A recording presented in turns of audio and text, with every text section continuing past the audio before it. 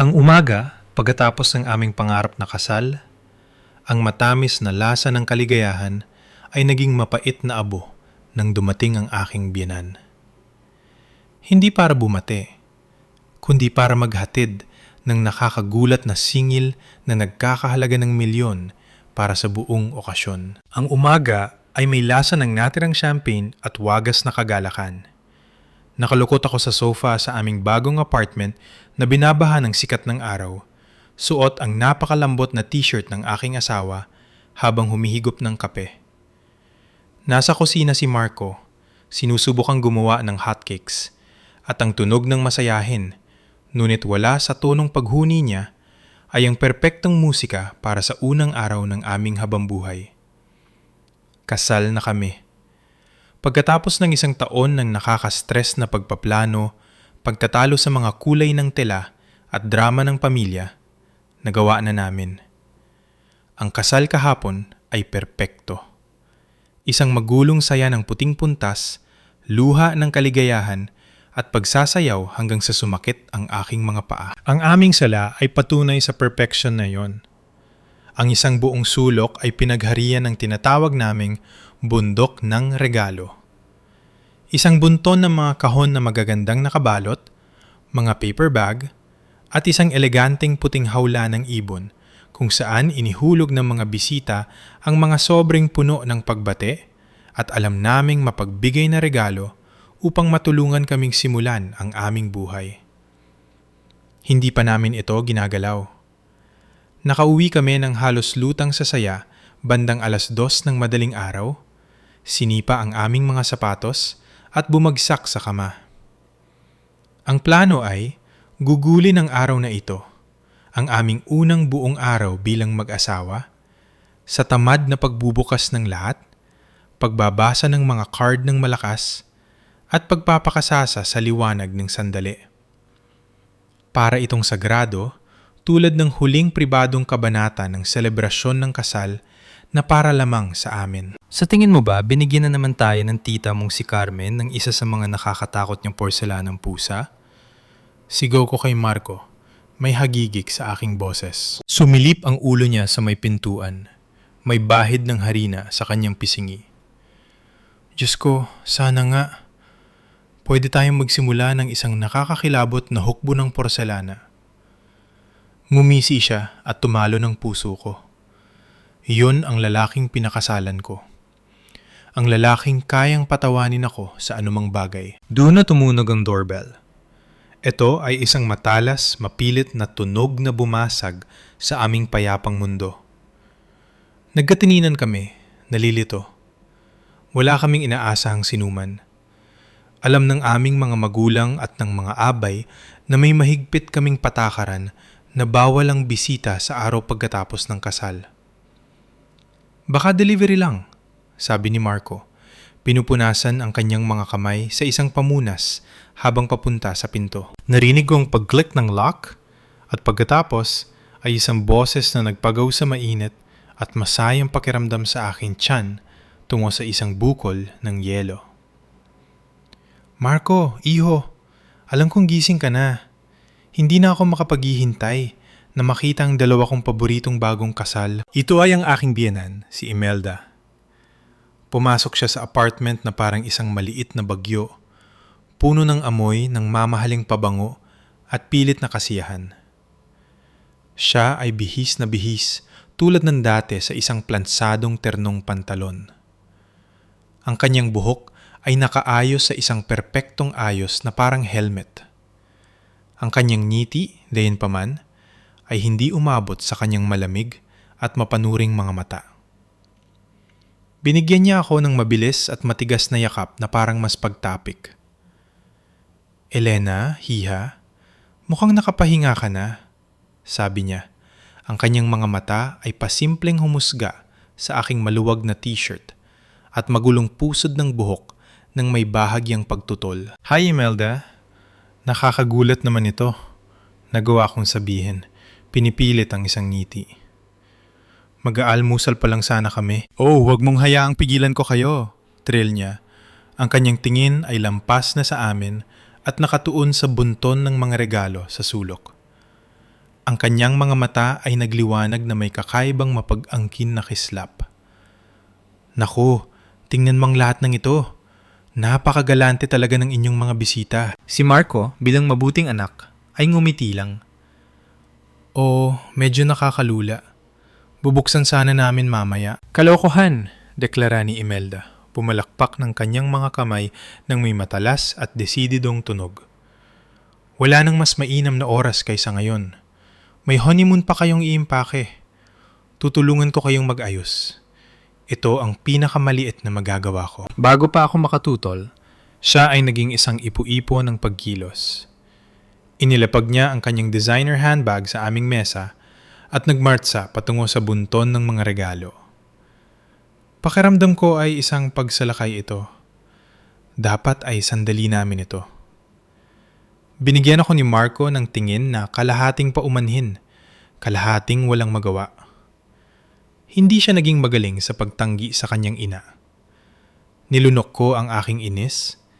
Sinasabi sa sarili na sinusubukan lang niyang tumulong. Ito ang ginagawa ng mga biyenan, di ba? Tumutulong sila. ngunit ang paraan ng paggawa niya ay parang mali. Hindi siya natutuwa sa mga magagandang nakabalot na regalo o nag-iisip kung ano ang nasa loob. Siya ay nagtatrabaho ng may malamig at nakakatakot na kahusayan. Inutusan niya si Marco na kumuha ng notebook at ballpen at 2 malalaking eco bag mula sa kanyang kotse. Gagawa tayo ng 2 tumpok, anunsyo niya, na namamahala na parang nagpapatakbo ng isang board meeting. Mga physical na regalo dito, mga card at sobre dito. Gagawa ako ng listahan kung sino ang nagbigay ng ano para sa mga thank you notes at pwede naming ideposito ang pera at mga tseke para sa inyo. Mas madali para sa inyo na maayos na ang lahat. Binuka ko ang aking bibig Para sabihin na kaya naman namin dalhin ang sarili naming mga regalo sa bangko. Ngunit pinigilan ako ng tingin sa mukha ni Marco. Tumanggo na siya. Sabik na paligayahin ang ina. Magandang ideya yan, ma. Salamat. Kaya, naupo ako ng tahimik sa sofa. Ang aking kape ay lumalamig sa aking mga kamay habang sistematikong binabaklas ng aking biyenan ang aming mga regalo sa kasal. Kukuha siya ng card, hihiwain ang sobre gamit ang perpektong manicure na kuko, ilalabas ang laman, at gagawa ng maayos na tala sa kanyang pad. Kung may tseke o pera, napupunta ito sa isa sa mga eco bag. Ang card mismo ay inilalagay sa hiwalay na maliit na tumpok. Ang saya ng umaga ay tuluyang naglaho, napalitan ng isang tensyonado, awkward na katahimikan na binabasag lamang ng kaluskos ng papel at ang paminsan-minsang, ang bait naman ng Pamilya Santos. Hindi niya kami hinayaang magbukas ng kahit isang regalo. Kung susubukan naming pulutin ang isang kahon, dahan-dahan niyang kukunin ito sa aming mga kamay at sasabihing, tapusin muna natin ang mga sobre, okay? Mas mabilis ganito. Matapos ang halos 1 oras ng ganito, Ang isa sa malalaking bag ay halos pumutok na sa dami ng mga sobre. Ang hawla ng ibon ay walang laman. Bumagsak ang puso ko nang mapagtanto kong ang lahat ng aming regalong pera, ang pera na ibinigay ng aming mga kaibigan at pamilya para simulan ang aming kinabukasan, para ipambayad sa paunang bayad sa bahay, ay nasa bag na iyon, nasa kanyang pag-aari. sa wakas, Isinara niya ang kanyang ballpen at tumayo, isang nasisiyahang ngiti sa kanyang muka. Ayun, tapos na. Kita niyo kung gaano kadali yon, salamat ma. sabi ni Marco. Mukhang nakahinga ng maluwag na tapos na ang paghihirap. Hulog ka ng langit. Wala yun, iho. Sabi niya, tinatapik ang pisingin nito. Pagkatapos ay binitbit niya ang punong-puno na bag. Isinukbit niya ang strap nito sa kanyang balikat at pagkatapos, sa aking lubos na kilabot, kinuha niya ang kanyang handbag at nagsimulang maglakad patungo sa pinto. Ang utak ko ay nag-short circuit. Hindi ko maproseso ang nangyayari. Tumayo ako, ang boses ko ay halos pabulong. Imelda, anong ginagawa mo? Saan mo dadalhin yan? Huminto siya sa pinto at humarap sa akin. Ang pekeng masayahin na maskara ay nawala. Ang kanyang ekspresyon ay matigas, parang inukit na bato. Dadalhin ko ito sa bangko, sabi niya. Ang kanyang boses ay tumutulo sa yelo. Para ideposito sa aking account. Nawala ng hangin ang aking baga. Si Marco ay mukhang nalilito rin tulad ko. Account mo, ma? Anong pinagsasabi mo? Pera namin yan. Nagpakawala si Imelda ng maikli at matalas na tawa na walang halong humor. Tumingin siya ng diretso sa akin, ang kanyang mga mata ay tumatagos sa akin, at binitawan ang linyang bumasag sa huling natitirang piraso ng kasiyahan ng aming kasal. Hindi mo naman siguro inisip na ang kasal na ganoon ay libre, hindi ba, iha? Hindi mo naman inisip na kayang bayaran ng anak ko ang lahat ng ito ng mag-isa. Tinapik niya ang bag. Ang tunog ng daan-daang sobre ay kumakaluskos tulad ng mga tuyong dahon. Hindi ito regalo. Ito ay paunang bayad. Ang una sa marami na gagawin ninyo para bayaran ako. Pagkatapos ay sumuyap siya kay Marco na ang mukha ay namutla ng husto at isang kisap ng bagay na hindi mabasa ang dumaan sa pagitan nila bago siya bumaling muli sa akin. Ang kanyang ngiti ay isang malupit na hiwa sa kanyang mukha. At nariyan din ang usapin ng interes, syempre. Ang mga salita ay nakabitin sa hangin, makapal at nakakasakal. Sa isang segundo, sigurado akong mali ako ng dinig. Biro lang ito. Isang may sakit, baluktot, at kakila-kilabot na biro. At anumang sandali ngayon, tatawa siya, iabot pabalik ang bag at sasabihing, "Naku, dapat nakita niyo ang mga mukha niyo." Ngunit ang kanyang mukha ay nanatiling maskara ng malamig na katahimikan. Si Marco ay nanigas.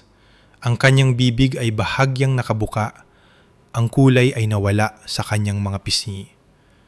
Mukha siyang estatwa ng isang taong kakatapos lang makasaksi ng banggaan ng sasakyan. Bayaran ka? Sa wakas ay nasabi ko. Nanginginig ang boses. Interes? Imelda, ano sa mundo ang pinagsasabi mo? Kayo ni Romy, nag-alok kayong tumulong. Sabi niyo regalo niyo ito sa kasal namin. Talagang umismid si Imelda. Isang maliit na buga ng mapangmaliit na hangin. Regalo? Elena, maging makatotohanan ka. Ang venue pa lang ay mas mahal na sa taunang sweldo mo. Talaga bang naniwala kang iabot lang namin yun sa inyo? Hindi kami charity. Nagbigay kami ng pautang para maibigay sa inyo ang kasal na gusto nyo, o mas tamang sabihin, ang kasal na inaasahan ng aming pamilya. Ito, sabi niya, tinatapik muli ang bag, ay simpleng unang reimbursement lamang. Umiikot ang ulo ko. Pautang? Walang pautang. Wala kaming pinirmahan. Wala kaming pinagkasunduan. Oo, pero si Marco pumayag. Maayos niyang sabi. Ang mga mata ay sumulyap sa kanyang anak. Binalingan ko si Marco. Ang puso ko ay kumakabog ng mabilis at takot sa aking dibdib. Marco? Bulong ko. Totoo ba ito? Pumayag ka dito? Hindi siya makatingin sa akin. Nakatitig siya sa sahig. Ang kanyang mga kamay ay kumuyom at bumuka sa kanyang tagiliran. Kami, hindi itong tamang oras. Utal niya, mahina ang boses. Itong perpektong oras, putol ni Imelda. Matalas ang tono na parang basag na salamin. Bago kayong dalawa lumipad pa Italy gamit ang pera ko, kailangan nating linawin ang mga kondisyon. Naglakad siya pabalik sa kanyang designer handbag sa mesa at inilabas ang isang manipis na folder. Binuksan niya ito at naglabas ng isang malutong na papel. Ito ay isang spreadsheet, isang detalyadong listahan ng bawat gastos sa kasal mula sa mga imbitasyon hanggang sa huling baso ng alak. Sa ibaba, nakasulat ng makapal ang kabuuang halaga na nagpasama ng pakiramdam ko. Gaya ng nakikita mo, sabi niya, ipinapakita ito sa akin kahit hindi ako makapag-focus sa mga numero. Ang total ay 3,456,789 na piso. Nagkalkula ako ng napakamakatwirang interest na 5% compounded monthly. Based sa laman ng gift bag, ipapadala ko sa inyo ang final tally kapag naideposito ko na ito. Ibabawas natin yan sa principal. Tapos, i-email ko sa inyo ang amortization schedule. Inaasahan ko ang unang bayad sa una ng susunod na buwan. Parang masusuka ako. Ang maganda at perpektong araw namin kahapon ay biglang naging kasinungalingan. Isang palabas na pinundohan ng isang loan shark na nagkataong nanay ng asawa ko. Hindi, sabi ko. Humugot ng lakas mula sa kapaluan ng lahat ng ito. Hinding-hindi pwede. Hindi mo pwedeng gawin ito. Ang perang iyon ay bigay sa amin ng mga kaibigan at pamilya namin. Wala kang karapatan doon. Humakbang ako palapit sa kanya. Balak agawin ang bag mula sa balikat niya. Pero hinawakan ni Marco ang braso ko. Elena, huwag. Pakiusap niya. Nanlalaki ang mga mata sa takot. Pag-usapan na lang natin mamaya pagkaalis niya. Ang hawak niya ay parang pagtataksil. Ang kanyang mga salita ay pagsuko. Pinipili niya ang nanay niya. Sa pinakaunang away ng aming pagsasama, kumampi siya sa nanay niya kaysa sa akin. Ngumiti si Imelda, isang manipis at matagumpay na kurba sa kanyang mga labi. Matalinong lalaki ang asawa mo. Mas mabuting wag nang gumawa ng eksena. Inayos niya ang bag sa kanyang balikat. Aalis na ako. Subukan niyong i-enjoy ang natitirang oras ng araw niyo. Naghagis siya ng mapanghamak na tingin sa bundok ng mga regalong nakaupo pa rin sa sulok. At mag-ingat kayo sa mga iyan. Karamihan dyan galing sa side ng pamilya ko. Consider them collateral. At sa ganon, wala na siya. Ang pinto ay sumara sa likod niya, nag-iwan ng nakabibinging katahimikan. Sa mahabang sandali, walang gumalaw sa amin. Ang tunog ng humuhuning refrigerator ay nakakabingi. Ang amoy ng sulob na hotcake na nakalimutan ni Marco sa kalan ay pumuno sa hangin. Ang aming perpektong umaga, ang aming perpektong bagong buhay ay nagiging abo na. Sa wakas, humarap ako kay Marco. Ang boses ko ay delikadong kalmado. Alam mo ba, sa wakas ay tumingin siya sa akin. Ang kanyang mga mata ay puno ng desperado at kaawa-awang guilt. Alam kong inililista niya ang mga gastos. Hindi ko alam na gagawin niya ito. Sumpa man, Elena. Binanggit niya ang pautang minsan, mga ilang buwan na ang nakararaan. At sinabi ko sa kanya na hindi natin kaya yun, na ayaw natin. Akala ko kinalimutan na niya. Akala mo kinalimutan na niya? Ulit ko, tumataas ang boses sa hindi paniniwala. Si Imelda, ang nanay mo, na walang kinalimutan kahit ano sa buong buhay niya? Nagsinungaling ka sa akin sa buong panahong ito. Tuwing sinasabi kong nag-aalala ako sa gastos, tuwing nagbumungkahi akong magtipid, sinasabi mong, huwag kang mag-alala, sagot ng parents ko. Regalo nila yun. Nagsinungaling ka sa mukha ko. Sinusubukan kitang protektahan. Ayokong ma-stress ka. Sigaw niya pabalik. Ang boses niya ay nababasag. Protektahan ako. Kinulong mo ako. Kinulong mo kami sa milyon-milyong utang sa nanay mo sa unang araw ng kasal natin. Nanginginig ako sa galit na sobrang tindi kaya natakot ako. Umatras ako sa kanya. Kailangan ko ng espasyo. Ang mga mata ko ay nagpapalipat-lipat sa kwartong biglang naging parang kulungan. Dumapo ang tingin ko sa bundok ng regalo. Ang mga magagandang nakabalot na kahon ay mukhang nang aasar na ngayon, mga simbolo ng pagbibigay na ninakaw mula sa amin. Namamanhid na naglakad ako patungo sa bunton.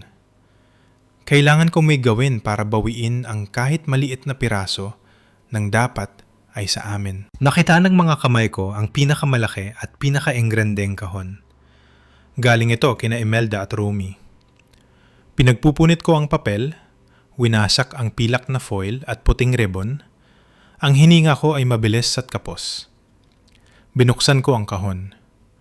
Sa loob ay isang top-of-the-line professional-grade espresso machine, ang hinahangaan namin ng ilang buwan.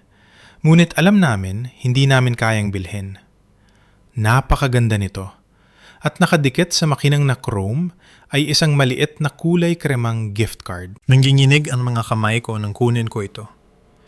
Inaasahan ko ang isang generic na pagbate o "Love, Mom and Dad." Pero hindi ito wedding card.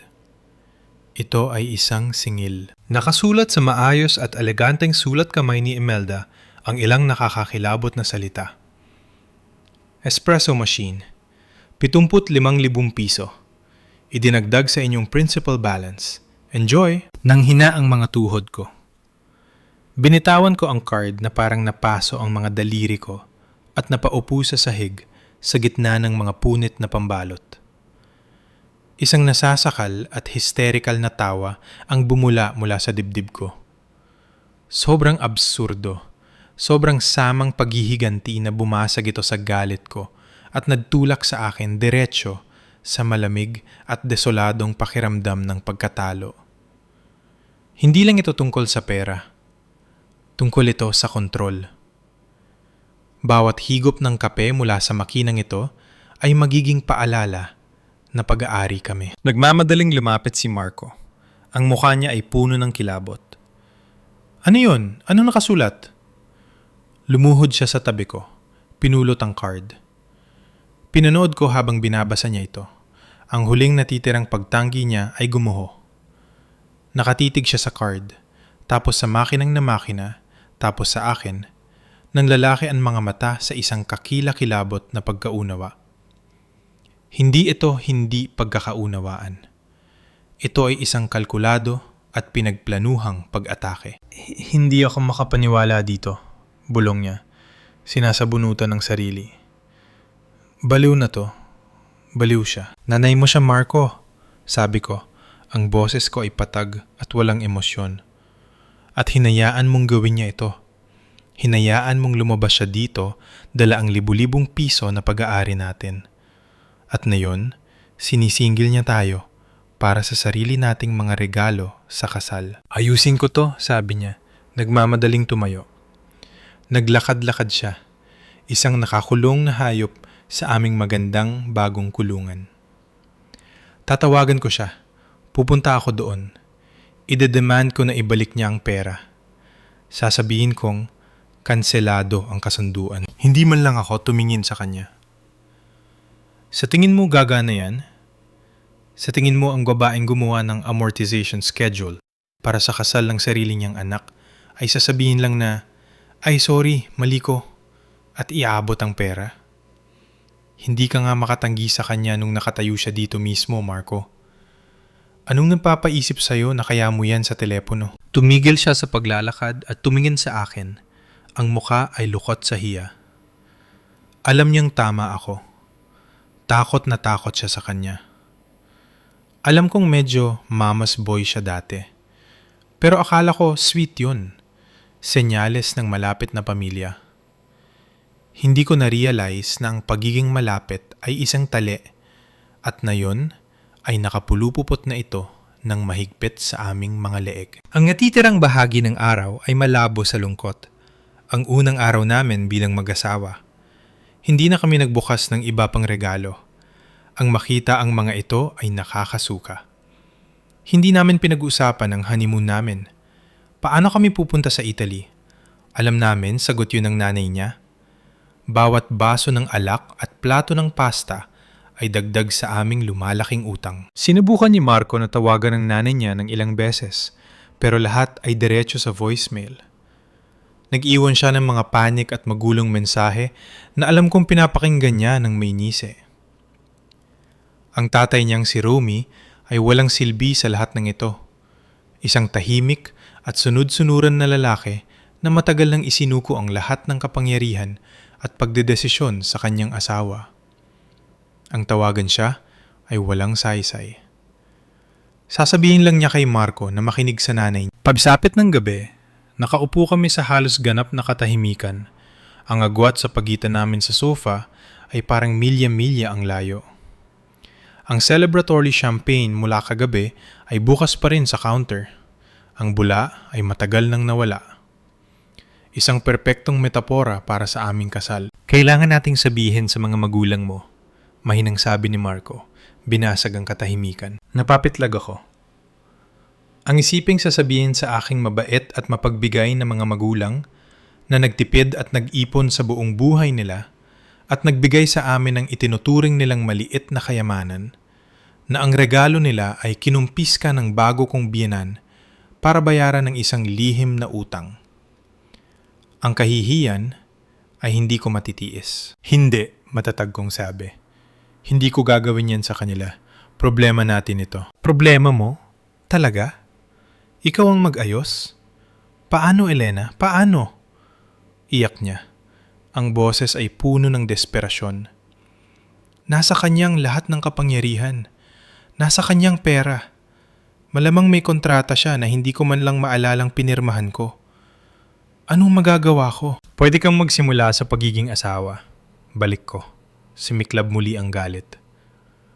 Pwede kang magsimula sa pagprotekta sa akin. Protektahan mo kami mula sa kanya. Dapat sinabi mo sa akin ito sa simula pa lang. Napaggandaan sana natin. Sana nagkaroon tayo ng mas maliit na kasal. Sana nagtanan na lang tayo. Pero hinayaan mo akong pumasok sa patibong na ito ng bulag dahil masyado kang duwag para tumayo laban sa mami mo. Ang salitang mami ay nakabitin sa pagitan namin. Pangit at mapagbintang. Umatras siya na parang sinampal ko siya. Ang gana kong makipag-away ay nawala kasing bilis ng pagdating nito. Iniwan akong pagod at walang laman. Tumayo ako at naglakad papunta sa bago naming kwarto. Isinara ang pinto sa likod ko. Hindi ko na siya kayang tingnan. Hindi ko kayang tingnan ang apartment namin, ang mga regalo, ang buhay na dapat sana ay sinisimulan namin. Lahat ay parang marumi na. Ginugol ko ang susunod na oras sa pamamanhid na pag-iimpake ng maleta ko. Hindi para sa Italy, kundi para sa bahay ng mga magulang ko. Hindi ko alam kung iiwan ko na siya ng tuluyan o para lang sa gabing ito. Basta alam ko, hindi ako makahinga sa apartment na yon. Kailangan kong takasan ng bigat ng hindi nakikitang presensya ni Imelda sa bawat sulok. Nang lumabas ako ng kwarto, bitbit ang maleta. Nakatayo si Marco sa may bintana, nakatalikod sa akin. Hindi siya lumingon. Elena, parang awa mo na, sabi niya, makapalang boses. Huwag kang umalis, kaya nating ayusin to ng magkasama. Paano, Marco? Tanong ko, nababasag din ang boses ko. Paano tayo magsisimula ng buhay na base sa napakalaking kasinungalingan? Paano kita mapagkakatiwalaan ulit? Sa wakas ay humarap siya at ang mukha niya ay basang-basa ng luha. Alam kong nagkamali ako. Alam ko. Pero mahal kita at aayusin ko to. Pangako. Doon mismo, tumunog ang phone niya sa mesa.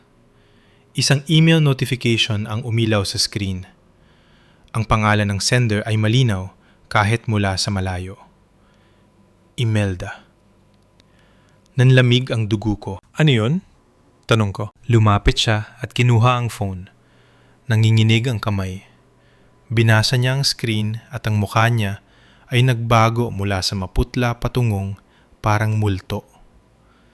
Nakatitig siya sa phone ng isang buong minuto. Ang mga mata ay nanlaki sa isang bagong uri ng kilabot. Isang bagay na higit pa sa pera. Marco, ano yun? Giit ko, naglalakad palapit sa kanya. Anong ginawa niya ngayon? Tumingin siya sa akin. Ang mga mata ay hungkag, talunang-taluna. Iniabot niya ang phone para makita ko. Ito ang email na ipinangako niya. Naka-attach ang amortization schedule, isang malinis na PDF. Pero ang laman ng email ang nagpaikot sa mundo ko. Iho, simula nito. Heto ang payment schedule gaya ng napag-usapan. Ang unang bayad ay sa A1. Dayon din, nagkusa na akong kanselahin ang inyong honeymoon tickets. Sa bagong utang na ito, ang trip sa Italy ay masyadong maluho. Huwag mag-alala, nakuha ko ang full refund. Consider it your second payment. Pag-usapan natin ang mas abot kayang bakasyon para sa inyong dalawa sa susunod. Marahil isang weekend sa Baguio gamit ang timeshare namin. Love, Mom. Baguio. Ang sobrang kayabangan nito ay parang suntok sa sikmura. Hindi lang niya ninakaw ang pera namin at ikinulong kami sa utang. Ninakaw niya ang honeymoon namin. Ang biyahe na ilang buwan naming pinagplanuhan. Ang romantikong pagtakas na dapat sana ay ang maluwalhating simula ng aming buhay mag-asawa ay binura sa ilang click ng mouse niya, pinalitan ng mungkahi ng isang weekend sa Baguio, sa isang luma at drab na timeshare na alam kong pag-aari nila ni Romy. Hindi lang niya kinokontrol ang pananalapi namin. Kinokontrol niya ang buhay namin, ang mga alaala namin, ang kinabukasan namin. Tumingin ako sa maleta sa tabi ng pinto, tapos sa wasak na mukha ni Marco. Ang pagalis niya yon ay parang pagtakbo, parang pagpayag na manalo siya ng tuluyan. Isang ibang uri ng apoy ang nagsimulang magliyab sa mga ugat ko, pinapalitan ng gulat at kawalan ng pag-asa. Ito ay isang malamig at matigas na galit. Gusto niya ng laban? Pwes, bibigyan ko siya. Okay, sabi ko, ang boses ko ay delikadong tahimik. Tumingin sa akin si Marco na naguguluhan. Okay, ulit niya. Elena, kinansela niya ang honeymoon natin. Siya... Alam ko ang ginawa niya. Pinutol ko siya. Naglakad ako papunta sa sofa at umupo. Ipinatong ang mga kamay ko sa tuhod para pigilan ang panginginig ng mga ito. At hindi... Ano? Kailangan nating may gawin. Meron tayong gagawin, sabi ko. Sinalubong ang tingin niya. Ang isip ko ay biglang naging malinaw na parang kristal. Ang ulap ng emosyon ay napalitan ng matalas at malamig na desisyon. Lalaruin natin ang laro niya, pero sa sarili nating mga patakaran. Ginugol ko ang susunod na oras sa paglalatag ng lahat. Ang plano ko ay simple sa pagpapatupad, ngunit brutal sa implikasyon. Sa ngayon, susuko kami. Magpapadala si Marco ng maikli at magalang na email pabalik sa kanyang ina. Salamat ma, naiintindihan namin. Usap tayo soon. Walang emosyon, walang galit, tanging malamig at kalmadong pagsunod. Magpapanggap kaming tinatanggap ang utang. Magpapanggap kaming tinatanggap ang kontrol niya. At ang pera? Ang mga regalo? Tanong ni Marco, mukhang nangingilabot. Papakawalan natin, sabi ko. Ang mga salita ay lasang asido. Sa ngayon, wala na ang pera. Ang mga regalo ay marumi na. Hindi sila regalo. Leverage sila. At aalisin natin ang leverage na yun. Ang sumunod na araw ay isa sa pinakamahirap sa buhay ko. Sa halip na mag-impake para sa Italy, inimpake namin ang aming mga regalo sa kasal. Bawat isa sa kanila. Ang espresso machine, ang mga crystal vase, ang mga mamahaling pinggan, ang mga kubyertos na pilak. Nagmaneho kami papunta sa isang high-end reseller shop. Yung tipo ng lugar na pinupuntahan din mismo ni Imelda at ibinenta ang bawat item. Pinanood ko habang kinukwenta ng may-ari ang halaga ng aming ninakaw na kinabukasan. Hindi ito sapat para makabawas ng malaki sa peking utang, pero simula ito. Pera na namin ito ngayon, hindi kanya. Pagkatapos ay pumunta kami sa bangko. Nagbukas kami ng bagong joint account, isang sikretong account na walang alam si Imelda. Idineposito namin ang pera mula sa reseller shop. Nag-set up kami ng automatic transfers. Inililipat ang malaking bahagi ng sweldo namin dito tuwing kinsenas at katapusan. Sa panlabas, mamumuhay kami ng matipid, na parang naghihirap kami para sa buwan ng bayad sa kanya. Sa totoo lang, nagbubuo kami ng pondo para sa aming giyera. Nag-alinlangan si Marco nung una. Ang ideya ng ganito kalalim at kalkuladong panlilinlang laban sa sarili niyang ina ay nakakatakot sa kanya. Ngunit nang makita niya ang tatag sa akin, may nagbago sa kanya. Nakita niya ang babaeng pinakasalan niya hindi bilang biktima, kundi bilang mandirigma. At unti-unti, nagsimula na rin siyang lumaban. Nakita niya na ang plano ko ay hindi lang tungkol sa paghihigante. Tungkol ito sa kaligtasan. Tungkol ito sa pagbawi ng buhay namin. Isang sikretong deposito sa bawat pagkakataon. Dumating ang una ng buwan. Inilipat namin ang eksaktong halagang hiningi ni Imelda mula sa aming pangunahing account papunta sa kanya. Naglagay pa kami ng maliit na note. Payment isa of 360. Salamat sa tulong nyo. Ang sarap sa pakiramdam ng pagiging petty. Ang buhay ay nahulog sa isang kakaibang bagong ritmo. Kami ay isang team na pinag-isa ng aming sikreto. Nagluluto kami sa bahay sa halip na kumain sa labas. Nanunood kami ng pelikula sa sofa sa halip na pumunta sa sinehan. Sinabi namin sa lahat na nag-iipon kami ng agresibo para sa down payment ng bahay na hindi naman talaga kasinungalingan. Para kay Imelda, kami ang perpekto at magagandang anak. Naghihirap sa ilalim ng bigat ng kanyang kabutihang loob. Ang mga tawag ni Marco sa kanya ay naging mga obra maestra ng pag-arte. Bubuntong hininga siya at magkukwento kung gaano kahigpit ang pera, kung paanong kailangan ng kotse ng bagong gulong, kung paanong nagpapasalamat kami na tinulungan niya kaming magkaroon ng kasal na hindi namin kayang bayaran. At si Imelda, mayabang at nasisiyahan, ay naniwala sa bawat salita. Magbibigay siya ng mapangmatang payo sa pagbabudget at pupurihin kami sa aming bagong responsibilidad. Wala siyang ideya na sa bawat bayad na ibinibigay namin sa kanya, naglalagay kami ng doble ng halagang iyon sa aming escape fund. Lumipas ang 6 na buwan ng ganito. 6 na buwan ng tahimik na rebelyon, ng mga ibinubulong na usapan at palitan ng tingin sa aming mga bank statement. Mas naging malapit kami kaysa dati.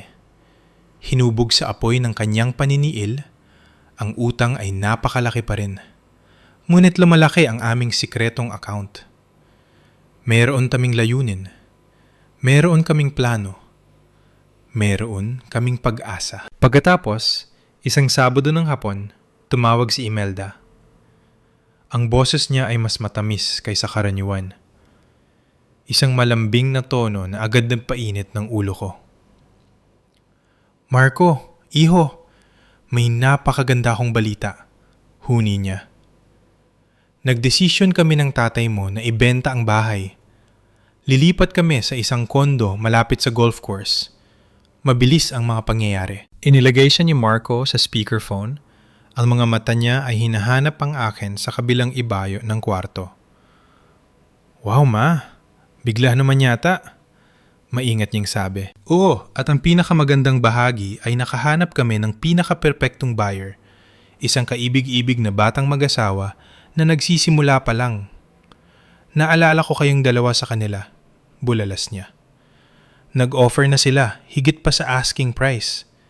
Pero syempre, ang una kong naisip ay kayo. Isang malamig na kilabot ang gumapang sa gulugod ko. Alam ko kung saan ito papunta. Anong ibig mong sabihin, ma? Tanong ni Marco. Iho, nagkasundo kami ng tatay mo. Tama lang naman natili ang bahay sa pamilya. Gusto naming ibigay sa inyo ang unang karapatang tumanggi.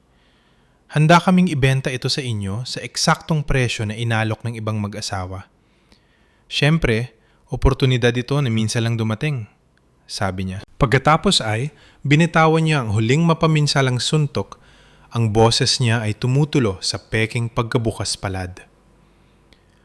At huwag kayong mag-alala sa down payment.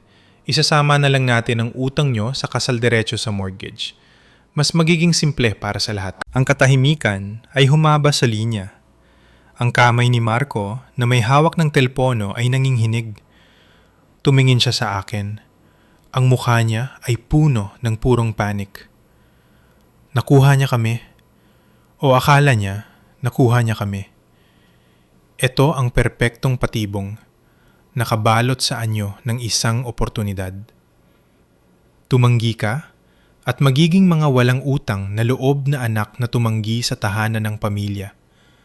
Tanggapin mo at makakadena kami sa kanya sa susunod na 30 taon. Ang aming peking utang ay magiging tunay na mortgage habang buhay na nakatira sa ilalim ng bubong na pag-aari niya sa diwa kung hindi man sa pangalan. Bawat tumutulong gripo, bawat natuklap na pintura ay magiging paalala ng kapangyarihan niya sa amin. Ngunit habang tinitingnan ko si Marco, Hindi lang panik ang nakita ko. Nakita ko ang kislap ng paglaban na maingat naming inaalagaan sa nakalipas na 6 na buwan. Binigyan ko siya ng mabagal at sadyang pagtango. Oras na. Tapos na ang laro. "Wow, ma!" Sabi ni Marco. Ang boses niya ay himalang matatag. Mas magaling siyang aktor kaysa sa inaakala ko. Napakagandang offer niyan. Wala kaming masabi. Kailangan namin pag-usapan, syempre. Pwede ba kaming pumunta dyan bukas para pag-usapan ng personal? Syempre, iho, huni ni Imelda. Halos hindi mapigilan ng tuwa. Kumagat siya sa pain. Punta kayo para sa brunch. Maghahanda ako ng mimosas para ipagdiwang ang bago niyang tahanan. Sa sandaling ibinaba niya ang telepono. Kumilos na kami. Ito na ang nag-iisang pagkakataon namin. Ginugol namin ang natitirang bahagi ng araw sa bangko at sa notaryo para magpaprint ng mga dokumento. Kami ay naging isang makinang pinapagana ng adrenaline at 6 na buwan ng kumukulong galit. Nang matulog kami ng gabing yun, hindi kami nakatulog. Nag-ensayo kami sa bawat posibleng senaryo, bawat linya, bawat ganting atake. Hindi na kami ang mga takot na bagong kasal na inambush niya pagkatapos ng aming kasal. Kami ay mga sundalong naghahanda para sa aming huling laban. Dumating kami sa bahay ng aking biyenan, kinabukasan ng eksaktong 11:00. Ang hangin ay makapal sa mayabang na kasiyahan. Si Romy ay nakangiti at si Imelda ay lumilipad-lipad sa kusina. Isang tunay na reyna na nagsusuri sa kanyang kaharian na ngayon ay mapagbiyayang ipinagkakaloob sa amin. Mimosas! Thrill niya. Itinataas ang isang bote ng champagne. Huwag na, salamat Imelda, sabi ko. Ang boses ko ay magalang, ngunit matatag. Umupo kami ni Marcos sa malaking mesa sa kainan. Ang parehong mesa kung saan kami nagkaroon ng hindi mabilang na awkward na family dinners. Inilapag ko ang isang makapal na manila folder sa makinis na kahoy sa pagitan namin. Ang ngiti ni Imelda ay nawala ng 1 segundo. Masyadong formal. Para saan ang lahat ng ito? Huminga ng malalim si Marco at tumingin ng diretso sa mata ng kanyang ina. Sa unang pagkakataon, wala akong nakitang takot doon. Tanging resolusyon lang. Ma? Pa? Simula niya. Nagpapasalamat kami sa alok niyo sa bahay. Talaga. Pero hindi namin ito bibilhin. Sa katunayan, pumunta kami dito ngayon para ayusin ang aming mga account. Inilonsad niya ang folder sa mesa papunta sa kanya. Binuksan ito ni Imelda, nakakunot ang noo sa pagkalito. Ang unang pahina ay isang bank statement mula sa aming sikretong account. Ang huling balanse ay nakadisplay sa makapal na itim na tinta. Ito ay isang malaking halaga, higit pa sa maaari nilang isipin na naipon namin sa 6 na maikling buwan. Ang susunod na pahina ay isang manager's check. Nakapangalan ito sa kanya para sa buong natitirang principal ng kanyang mapanlinlang na pautang sa kasal. Bawat sentimo. Nakatitig si Imelda sa tseke. Ang kanyang bibig ay bumubuka at sumasara ng walang tunog tulad ng isang isda. Sumilip si Romy sa balikat niya. Nanlalaki ang mga mata. Ano? Paano? Utal ni Imelda. Tumitingin mula sa tseke papunta sa amin.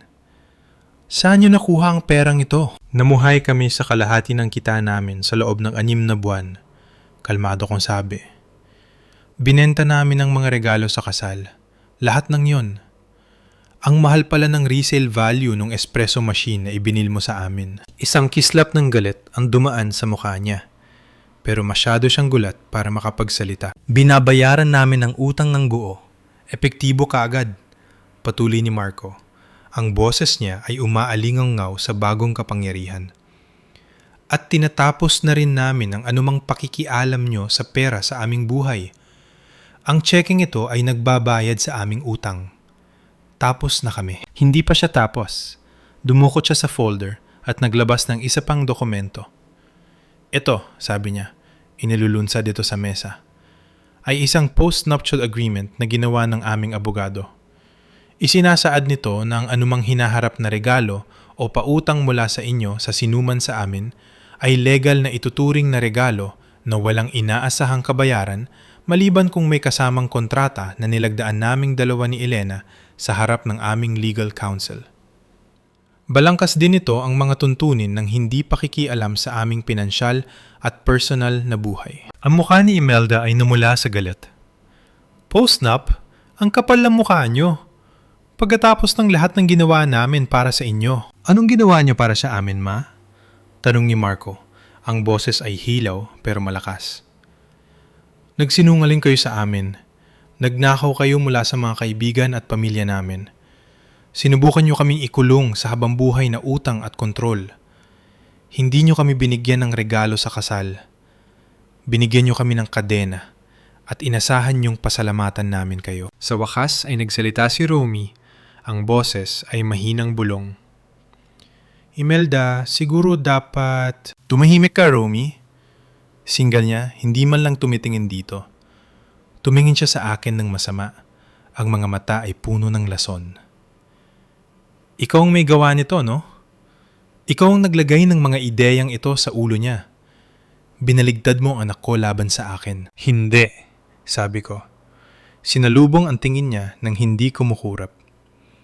Pinaalala ko lang sa kanya kung ano dapat ang isang kasal, isang partnership, isang team, isang bagay na wala kang alam. Tumingin ako ng makahulugan sa asawa niya na lumiit sa ilalim ng tingin ko.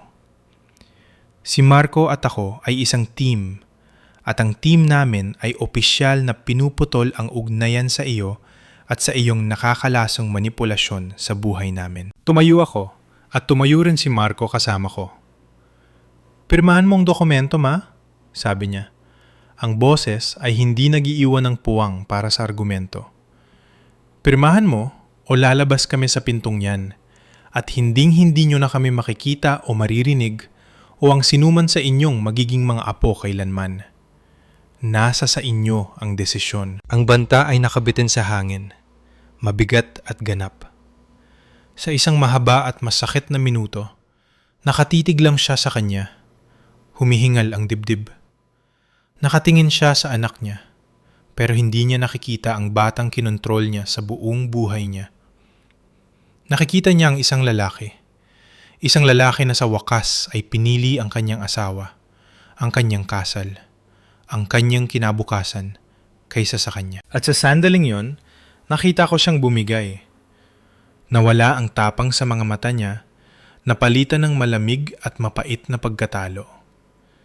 Gamit ang nanginginig na kamay, kinuha niya ang ballpen na ibinigay namin at inilagay ang kanyang pirma sa linya.